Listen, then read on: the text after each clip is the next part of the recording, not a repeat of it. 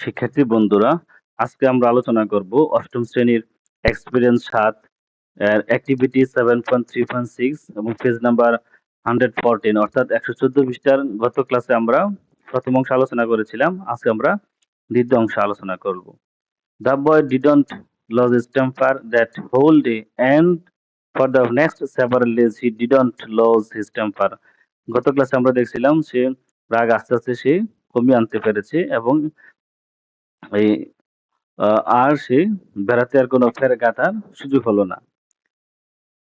এই অনুচ্ছেদে আমরা দেখব the boy didn't lose his temper. ছেলেটি তার সে পুরনো মেজাজ হারালো না হোল ডে সারাদিন and for the next several day এবং পরবর্তী কিছুদিন he didn't lose his temper এবং পরবর্তী কিছুদিনও তার মেজাজ হারালো না। So he didn't need to hammer any nail into the fence. তাই তাকে আর ফেরে গাঁথতে হলো না। নাও এখন his father told him এখন তার বাবা তাকে বলল যে to remove the nails each time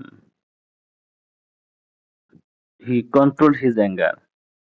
এখন তার বাবা তাকে বললেন প্রতিবার যখন সে রাগ নিয়ন্ত্রণ করবে তখন যেন সে একটি ফেরেক তুলে নেয়।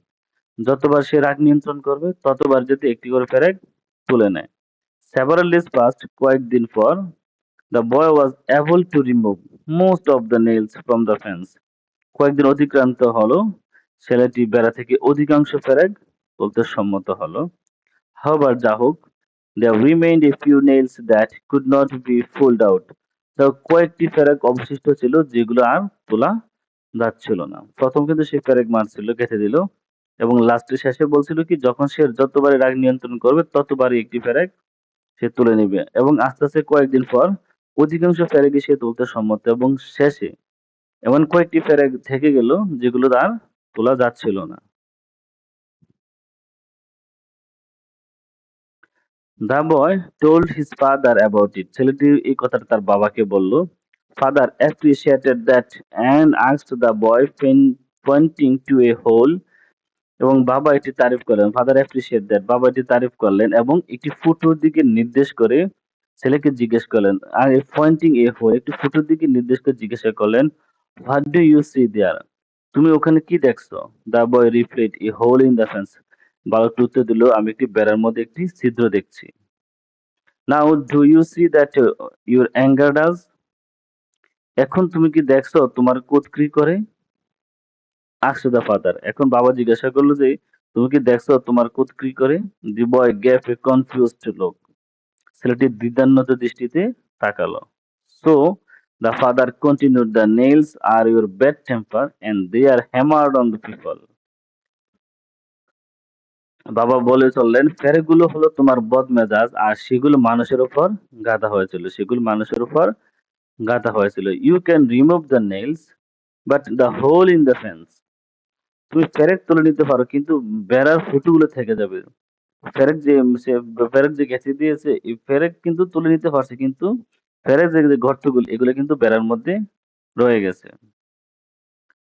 The fence will never look at the same. এই বেড়া কিন্তু আর আগের মতো দেখা যাবে না। আগের মতো সেই প্রথম যে অবস্থা ছিল ওই অবস্থা আর থাকবে না। It has scars all over. এটা সর্বত্র দাগ থেকে যাবে। Some nails cannot even be pulled out. কিছু ফেরেক আর তোলা যাবে না। You can hurt someone with words and say sorry later.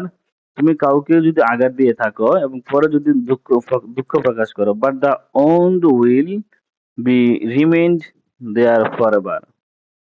তুমি যদি কথা দিয়ে কাউকে আঘাত করতে পারো এবং পরে দুঃখ প্রকাশ করতে পারো কিন্তু ক্ষত সেখানে চিরদিনই রয়ে যাবে। Your bad temper and angry words were like that. তোমার বদ মেজাজ এবং রাগ এগুলোর মতোই। Words are more painful than physical abuse. কথা শারীরিক নির্যাতনের চেয়ে বেশি বেদনাদায়ক। কথা কিন্তু শারীরিক নির্যাতনের চেয়ে বেশি বেদনাদায়ক। Use words for good purpose. কথা ভালো কাজে ব্যবহার করো। Use words to grow relationship. সম্পর্ক তৈরি করতে কথা ব্যবহার করো। Use words to show love and kindness in your heart. হৃদয়ের ভালোবাসা এবং করুণা দেখাতে কথা ব্যবহার করো। The boy realized his mistakes and didn't repeat them. এবং ছেলেটি তার ভুল বুঝতে পারলো এবং সেগুলোর আর পুনরাবৃত্তি করলো না। ধন্যবাদ সবাইকে এতক্ষণ সাথে থাকার জন্য। আল্লাহ হাফেজ।